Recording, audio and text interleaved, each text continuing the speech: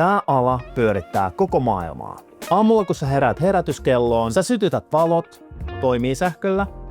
Keität kupillisen kahvia, toimii sähköllä. Selaat kännykästä uutiset, toimii sähköllä. Hyppäät lämpöiseen autoon, joka on lämmitetty sähköllä. Sähkö on niin iso osa meidän kaikkien elämää ja sähköalan pellepellottomien ansiosta meidän elämästä tulee koko ajan helpompaa ja mukavampaa. Ja jos sähkö on läsnä meidän arjessa, niin se on monessa muussakin. Sähkö mahdollistaa yhteydenpidon läheisiin, matkustamisen etelään, turvallisen ympäristön, koulut, sairaalat ja infrastruktuurin.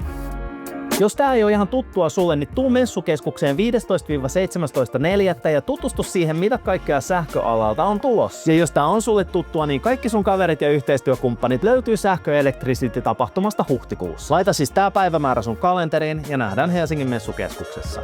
Hei, tietääks joku teistä muuten, kuka on Essi Lundahl?